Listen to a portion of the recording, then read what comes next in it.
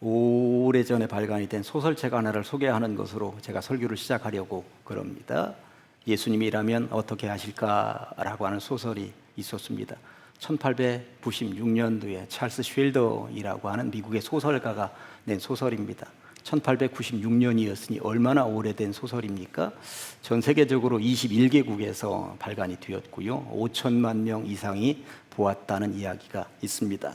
핵심 줄거리는 이렇습니다. 레이먼드라고 하는 도시가 있었고 그 도시에 교회에서 예배드린 장면으로부터 이 소설은 시작이 됩니다. 한참 목사님의 설교가 진행이 되고 있었습니다. 그런데 문이 열리더니 사람이 하나 들어오는데 설교 시간이었습니다. 그런데 겉에서 그냥 보아도 노숙자입니다. 냄새가 풀풀 나고 옷은 후줄근하고 그런 양반이 앞으로 쭉 나오더니 뒤를 돌아보고 큰 소리로 외쳤습니다. 크리스찬이라고 말하는 여러분은 진정 예수님의 발자취를 따르고 있습니까? 이렇게 소리를 지른 후 노숙자는 의식을 잃고 쓰러졌습니다. 그리고 그 자리에서 숨을 거두게 됩니다. 예배 시간에 이런 일이 벌어졌으니 얼마나 난리가 났겠습니까?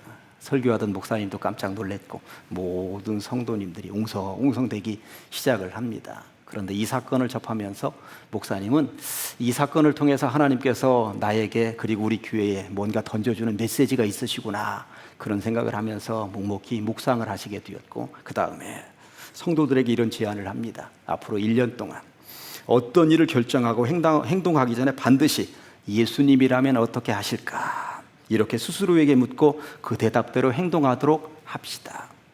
성도들이 은혜를 받았습니다. 그리고 너도 나도 그렇게 하자. 예수님이라면 어떻게 하실까? 결단하는 마음들로 각계각층의 성도들이 이 운동에 동참을 하기 시작을 합니다. 에드워드 노먼이라고 하는 이름의 신문사 편집장은 앞으로 자극적인 범죄 기사는 신문에 게재하지 않겠다. 잔혹한 운동 경기도 신문에 게재하지 않겠다. 그러면서 신문사는 뭘로 먹고 살아요? 광고비로 먹고 살거든요. 그런데 예수님의 생각에 신앙적인 견지에서 볼 때에 이게 도대체 신앙적으로 어울리지 않는 광고가 있다면 아무리 많은 돈을 준다 하더라도 그 광고는 게재하지 않겠다 결단을 하게 됩니다. 이 일로 인해 신문사는 막대한 재정적인 손실을 경험하게 됨에도 불구하고 신문사 편집장은 예수님이라면 이렇게 하셨을 것이라는 생각을 하면서 고집스럽게 밀어붙입니다. 레이첼 윈슬로라고 하는 이름의 성악가는 세속적인 부와 명예를 얻을 수 있는 오페라 무대 제안을 거절합니다. 대신 빈민가 복음 집회에서 사람들의 마음을 위로하는 찬양을 부르기 시작을 합니다. 재정적인 손실이 있었고 그의 이제까지 쌓아온 명예에도 타격이 있었습니다만 예수님이라면 정말 이렇게 하셨을 것 같다는 생각을 하면서 고집스럽게 밀어붙입니다. 버지니아 페이지라고 하는 이름의 부유한 상속녀는 개인의 사치를 위해 사용하던 막대한 유산을 빈민가 여성들을 위한 보호수와 사회개혁재단 설립에 기부합니다. 예수님이라면 정말 이렇게 하셨을 것 같다라는 생각을 가지게 되었고 고집스럽게 밀어붙입니다. 한 명만 더 소개할까요? 밀턴 라이터라는 이름의 사업가는 이윤만을 추구하던 경영 방식을 버리고 직원들의 복지와 공정한 임금을 최우선적으로 고려하는 기독교적인 기업 경영을 도입합니다. 예수님이라면 정말 이렇게 하셨을 것 같다 그런 생각을 가지게 되었고 그리고 고집스럽게 밀어붙이게 되는 것입니다. 이 소설이 미국 사회에 끼친 영향은 정말 대단했습니다. 한때 미국에서는 예수님이라면 어떻게 하실까라고 하는 영어의 이니셜을 WWJD라고 하는 것으로 압축해서 스티커로 붙이고 다니기도 했고 배지로 만들기도 했고 팔찌로 만들어서 손목에 붙이기도 하면서 대대적인 운동이 전개될 정도였습니다. 그리고 이 소설은 미국을 넘어서 전 세계의 크리스찬들의 마음을 움직였습니다. 크리스찬이라면 정말 어떻게 살아야 하는 것인가? 예수님이라면 어떻게 사셨을 것 같은가? 그런 생각들을 품게 된 것입니다. 결국 신앙인의 삶이라고 하는 것은 주일날 거룩하게 예배드리는 것 이것 가지고 완성이 되는 것이 아니라 우리가 주일날 받은 이 은혜를 월요일부터 세상 속에서 어떻게 펼쳐나가는가 이것을 통해서 완성이 된다는 것을 이 소설 하나가 전 세계 크리스찬의 마음에 두둥하고 울림이 있게 만들었다고 하는 것입니다. 제가 몇 년 전에 노예회관에 갔는데 다른 교회 장로님 한 분을 만나서 이렇게 차를 마시면서 대화할 시간이 있었어요. 사업을 좀 크게 하시는 장로님이셨습니다. 그분은 자신은 달란트가 있다고 그런 이야기를 하시다고 무슨 달란트인데요. 앞으로는 이럴 때는 이런 사업이 잘 될 것 같다 하는 생각이 드는데 보면 그런 사업이 잘 된다는 거예요. 그리고 이렇게 돌아다니다가 저 땅은 좀 돈이 되겠는데 그러면 그 땅이 정말 돈이 된다는 거예요. 이런 걸 볼 수 있는 눈이 있다는 거예요. 그게 하나님께서 주신 달란트라고 이야기를 하더라고요. 그래서 제가 물었죠. 장로님, 지금 이 즈음에는 어떤 사업을 해야 가장 돈을 많이 벌 수 있습니까? 그것 좀 한번 알려줘 보세요. 그랬더니 목사님이 사업하시게요? 아니요, 제가 사업하려는 건 아니고요. 그냥 한번 물어보는 거죠. 그랬더니 그 장로님이 목사님은 가만히 계시는 게 돈 버는 겁니다. 그러시더라고요. 예. 무언가 잘 보이는 사람들이 있습니다. 정말 땅을 지나가다가 이거 돈이 되겠다. 잘 보이는 사람들이 정말 있는가 보더라고요. 그런데 가정주부들은 야채만 보고도 뭔가 재료만 보고도 이게 음식이 보이는 사람들이 있습니다. 이것 가지고 이렇게 만들면 남편이 좋아하겠다. 이것 가지고 이렇게 만들면 우리 아이들이 좋아하겠다. 그렇게 미리 보이는 사람들이 있습니다. 저는 한 사람의 목사로서 뭐가 잘 보여야 할까요? 성경을 읽다가 말씀을 묵상하다가 둥둥 떠올라오는 이 말씀을 가지고 이걸 영적으로 어떻게 요리해서 우리 성도들에게 먹일까, 따뜻한 밥을 먹일까, 이게 지금 보여야 되죠. 그게 안 보이면 목사로서 낙제 점수라고 저는 생각을 해보게 되는 것입니다. 아무튼 뭔가 잘 보여야 됩니다. 이현주 목사님이라고 하는 분이 책이란 모름지기라는 시를 썼는데 이렇습니다. 책이란 모름지기. 나는 가끔 요리책을 본다. 그러나 나의 요리책이 감자탕이나 보곡국으로 꽃을 피우는 일은 거의 없다. 아내도 가끔 요리책을 본다. 아내의 요리책은 곧장 밥상으로 올라가 콩나물밥이나 동태찜으로 태어난다. 책이란 모름지기. 나처럼 읽지 말고 아내처럼 읽을 일이다. 눈으로만 읽지 말고 손발로 읽을 일이다. 저는 이 시가 그렇게도 좋습니다. 그렇구나. 정말 그래야 되는 것이죠. 요리책을 읽었으면 요리로 만들어져 나와야 되는 것처럼 성경책을 읽었으면 말씀대로 살아야 되는 것입니다. 설교를 들었으면 그대로 살아야 되는 것이죠.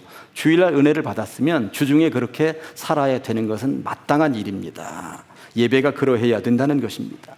주일날 우리가 받은 이 은혜를 월요일부터 세상에 나가서 세상 속에서 이렇게 살아야 됩니다 라고 하는 것을 증명해 보여야 된다라고 하는 것이죠. 그렇다면 물어야죠.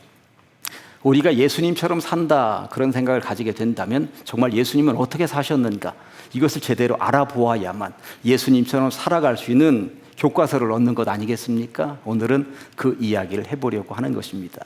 예수님은 어떻게 사셨을까요? 세 가지 주제로 말씀을 받도록 하시겠습니다. 첫 번째, 두루 다니사. 예수님보다 이 땅에 6개월 먼저 태어난 먼 친척이 하나 있었는데 그게 바로 세례 요한이었습니다. 세례 요한이 예수님보다 6개월 먼저 태어난 이유는 딱 하나였습니다. 예수님이 오시는 길을 예비하겠다라고 하는 것이었습니다. 대통령이 어디에 이렇게 나타난다 그러면 미리부터 공무원들이 참모들이 와서 미리 동선을 살피고 위험한 것은 없는가 이러한 것들을 살피죠. 저도 한때 복지기관에 있으면서 시장이 한번 오는 적이 있었는데 시장이 온다 하니까 시장만 그냥 오는 게 아니더라고요. 미리 참모들이 공무원들이 미리 와서 동선 살핍니다. 어디에 앉을 것인가, 차는 어떻게 나올 것인가, 어디에 올라가서 얘기를 할 것인가, 뭐 이러저러한 것들을 아주 세밀하게 살피는 것을 보았습니다. 예수님이 오시는 당시에 시대적 배경은 어떠냐면 로마 황제가 다스리던 시대였습니다. 그러니 그 당시에 로마 황제가 어디 납신다 한번 생각을 해보십시다. 얼마나 대대적인 의전이 있었겠습니까? 미리부터 가서 살피는 사람은 또 얼마나 많았겠습니까? 그런 시대의 구세주가 만왕의 왕이 오신다는 것 아닙니까? 그런데 만왕의 왕이 오신다는데 미리 그것을 살피는 존재가 하나도 없다면 세상 사람들은 애게할 것입니다. 그러다 보니 예수님 오시기 전에 6개월 전부터 세례 요한이 나타나서 높은 곳은 낮추고 낮은 곳은 메꾸면서 예수님 오시는 길을 미리 예비한 그런 존재가 있었다고 하는 것이죠. 그런데 예수님이 그렇게 6개월 전에 왔는데 예수님도 백성들에게 인기가 있었고 예수님도 세례 요한도 백성들에게 인기가 있었고 예수님도 백성들에게 인기가 있었는데 백성들에게 인기를 누리면서 사람들을 자기 사람으로 만드는 방법이 두 분이 아주 달랐습니다. 세례 요한은 광야에 머물러 있으면서 말씀 들으려면 은혜를 받으려면 여기로 와라 그랬던 것이고 요단강에 모여라 거기서 세례 받아라 이랬던 것이죠. 그런데 예수님은 전혀 그렇지 않았습니다. 사람들 속으로 파고 들어가서 사람들을 일일이 찾아다니셨다는 것입니다. 그러니까 세례 요한은 나 있는 곳으로 와라. 예수님은 사람들 속으로 친히 찾아가시는 방법으로 사람들을 만나셨다고 하는 것이죠. 오늘 사람들 속으로 어떻게 들어가셨는가, 그 내용이 오늘 본문에 나와 있는데 보셨습니까? 35절 말씀이 이렇습니다. 예수께서 모든 도시와 마을에 두루 다니사, 도시와 마을로 두루 다니셨다고 말씀하고 있는 것입니다. 그렇다면 모든이라고 할 때에 아무튼 당신이 밟을 수 있는 모든 도시와 마을을 다 돌아다니셨다라고 하는 것인데 왜 그렇게 하셨을까요? 35절 전체를 보았더니 예수께서 모든 도시와 마을을 두루 다니셨는데 다니신 이유, 목적이 세 가지 나와 있었습니다. 그들의 회당에서 가르치시며, 천국 복음을 전파하시며, 모든 병과 모든 약한 것을 고쳐주시기 위해서 그리했다고 말씀하고 있습니다. 그러고 보니 예수님의 3대 사역이 여기에 쓰여 있는 것이죠. 한번 따라 해보실까요? 가르치시며, 전파하시며, 고치시니라. 결국 예수님은 마을과 도시로 당신이 발길 닿는 대로 다 다니시면서 아무튼 가르치셨다는 것이고, 전파하셨다는 것이고, 고치셨다는 것인데, 가르치셨다라고 하는 것은 교육입니다. 당시 최고의 성경적인 지식과 말빨로 따지면 서기관들을 따라잡을 수가 없었습니다. 그런데 서기관들의 메시지보다 예수님의 메시지는 이게 비교 불가일 정도로 더 뛰어났다고 성경이 말씀하고 있는 것이죠. 구약적인 말씀을 해석하는 방법이나 그것을 현대적인 의미로 해석하면서 당신과 연결시켜서 풀어내는 방식들을 볼 때에 모든 사람들이 깜짝깜짝 놀랄 정도였다고 하는 것입니다. 그리고 두 번째, 전파하시면 무엇입니까? 선교죠, 선교. 이 땅에서 구원의 백성들로 만들어가는 것, 죽어가는 영혼들을 살려내는 것, 어둠 속에 있는 백성들을 끄집어내서 밝은 데로 나아올 수 있도록 만드는 것, 당신만이 진짜 구세주이고 어느 누구의 이름으로도 구원받을 수 없다라고 하는 것을 제대로 선교하면서 그렇게 백성들에게 선포하셨다고 하는 것입니다. 그리고 예수님은 고쳐주셨습니다. 아픈 이들이 얼마나 많았습니까? 그런데 예수님의 손길이 닿는 곳마다 치유의 역사가 나타났다고 성경이 말씀하고 있는 것이죠. 평생 안진뱅이로 살아가던 사람이 일어났다는 것이고, 평생 보지 못하던 사람이 볼 수 있게 되었다는 것이고, 다 죽어가던 아이에게 달리다 굼하니 일어났다는 것이고, 정말 죽었던 사람이 살아났다고 성경이 말씀하고 있는 것입니다. 무엇으로? 예수님의 이름으로, 예수님의 능력으로, 예수님의 손길로 치유의 역사가 나타났다고 말씀하고 있는 것이죠. 부디 비옵기는 우리 가장제일교회에 나온 모든 성도님들이 예수님의 이름으로, 예수님의 손길로 치유의 역사가 나타날 수 있기를 간절히 축원합니다. 가정의 문제가 해결이 되고, 사업장이 이전과는 다르고, 자녀들이 복을 받고, 재정적인 문제가 풀리고, 건강이 회복되시면 얼마나 좋을까요? 2000년 전에 예수님이 그렇게 하셨는데 2000년의 세월이 흘렀다고 해서 그것이 흐지부지 무너지겠습니까? 능력이 낮아졌겠습니까? 전혀 그럴 리가 없습니다. 그 능력이 그대로 예수님의 이름으로 오늘날 이 현장에서도 똑같은 분량으로 나타나게 되는 줄로 믿습니다.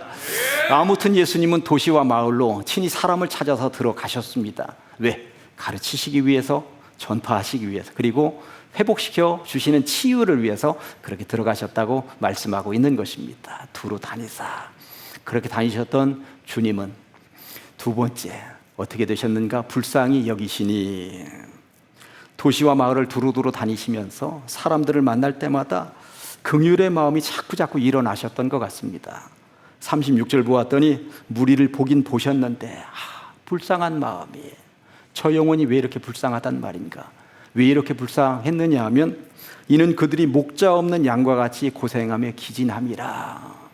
어디로 어떻게 가야 될지 방향을 알지 못해서 헤매는 백성들, 어둠 속에 주저앉아 있는 백성들, 기진맥진하면서 어떻게 해야 될지 나아갈 바를 알지 못하는 백성들, 안 됐구나. 긍휼히 여기는 마음, 긍휼히 여기는 마음이 불일 듯이 일어났다는 것이죠. 김준태라고 하는 시인이 아무나 보듬고 싶다라는 시를 썼습니다. 이제 아무나 보듬고 싶다. 무식하게, 정말 일자 무식하게 사람이여, 환장하게 좋은 사람이여, 아무나 보듬고 설레이고 싶다. 그리하여 더욱 아무나 보듬고 우리가 사람과 사람이라는 놀라움을 강물에 입술 적시듯 노래하고 싶다. 제가 김준태 시인한테 물어보진 않았어요. 신앙적인 입장에서 쓴 시냐고 물어보진 않았습니다만 그러거니 말거니 저는 이 시를 통해서 예수님의 이러한 마음을 볼 수가 있었습니다.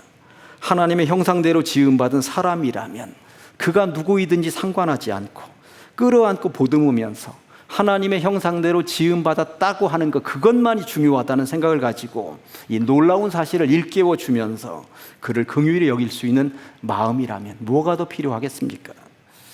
전도하기가 너무나도 어려운 시대가 되었다고 사람들은 말들을 합니다.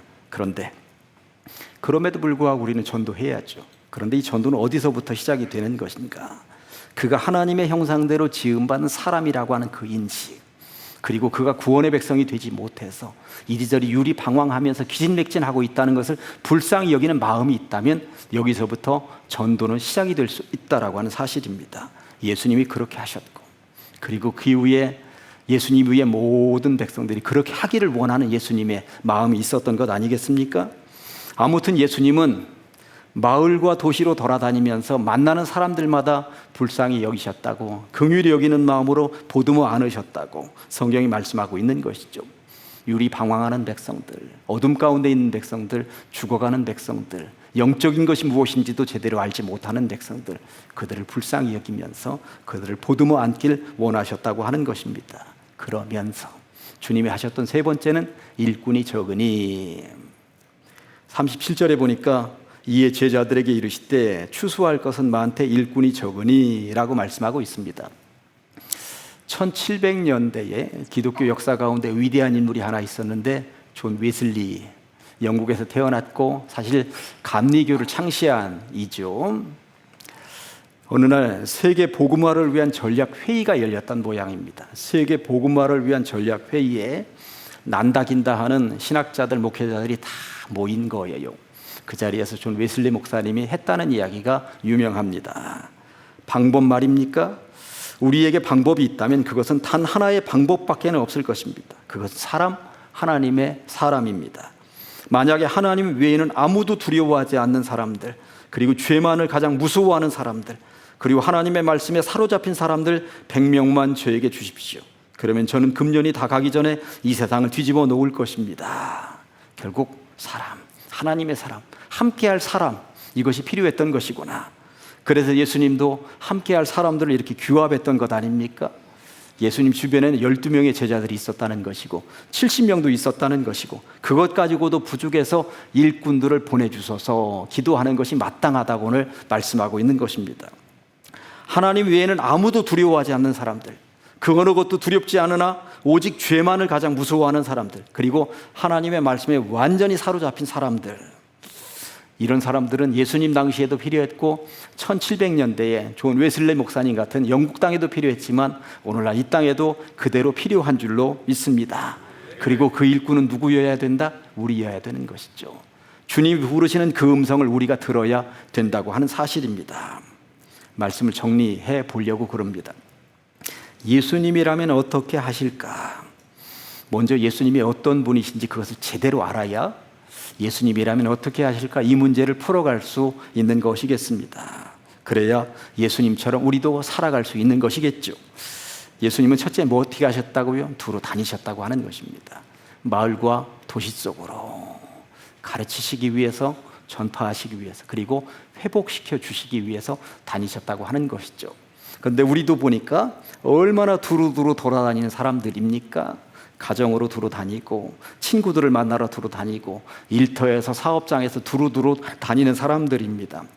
그런데 이렇게 저렇게 두루 다님의 우리의 목적이 놀고 먹는 것으로만 마치지 말아야 할 이유를 오늘 주님께서 분명히 알려주셨던 것 같습니다. 목적 지향적으로 두루두루 다녀야 된다는 것입니다. 누구를 만나더라도 이런 목적 지향적으로 살아야 된다는 것입니다. 예수님이 그렇게 했듯이 내가 가서 말씀 한 자락이라도 그에게 가르칠 수 있다면, 내가 가서 교회에 대해서, 예수님에 대해서 소개할 수 있는 전파의 사람이 될 수 있다면, 그리고 나의 말 한마디, 나의 중보기도를 통해서 그 사람이 다시금 일어설 수 있다면, 회복할 수 있다면 이것으로 충분한 것 아니겠습니까? 그렇게 목적지향적으로 우리도 예수님처럼 돌아다닐 수 있는 여러분들 되시기를 간절히 축원합니다. 그리고 예수님은 불쌍히 여기셨습니다. 전도의 시작은 뭐로부터 시작이 되는 것이다? 불쌍히 여기는, 긍휼히 여기는 그 마음으로부터 시작이 되는 것이다. 그 영혼이 죽어가고 있다는, 그 영혼이 어둠 가운데 있다는, 그 영혼이 육적으로만 살고 영적으로 사는 삶이 어떠한 것인지 알지 못하고 있다면 그를 불쌍히 여기는 마음, 눈을 들어서 보면 그렇게 목자 없는 양들처럼 기진맥진 유리방황하는 사람들이 보이게 되어 있는 것이죠. 그를 불쌍히 여기는 그 마음으로부터 전도는 시작이 되는 것입니다. 예수님이 그것을 가르쳐 주셨던 것이죠. 그리고 하나만 더, 예수님은 추수할 일꾼들을 찾고 계십니다. 그 무엇도 두려워하지 않으나 오직 하나님만을 두려워하는 일꾼들, 죄와는 담을 쌓고 살면서 의롭게 살아가기를 원하는 일꾼들, 말씀 붙잡고 언제든 세상으로 달려나갈 준비가 되어 있는 일꾼들을 주님께서 찾고 계신 것입니다. 그런 의미에서 오늘은 이렇게 사셨던 예수님이 우리들의 절대적인 스승이시죠. 이제는 우리 차례입니다. 예수님처럼 예수님 따라 예수님의 길을 걸어가는 여러분들 다 되시기를 주님의 이름으로 간절히 축원합니다. 기도하십니다. 하나님 감사합니다. 거룩한 주일입니다. 우리를 불러주셨고 말씀 붙잡고 살게 하시니 감사합니다. 예수님처럼 우리도 두루 다니는 사람들입니다. 다니면서 만나는 사람들에게 복음을 가르칠 수 있고 전파할 수 있고 우리의 중보기도를 통하여 누구를 세울 수 있다면 얼마나 좋겠습니까? 그런 도구가 되는 사람들 되게 하여 주시옵소서. 죽어가는 영혼들을 불쌍히 여기는 성도들 다 되게 하여 주시며 주님이 찾으시는 추수한 일꾼 그 한 사람이 될 수 있도록 우리를 이끌어 주시옵소서. 우리가 주님의 일꾼들이 되길 간절히 소망하오며 예수님의 이름으로 기도합니다. 아멘.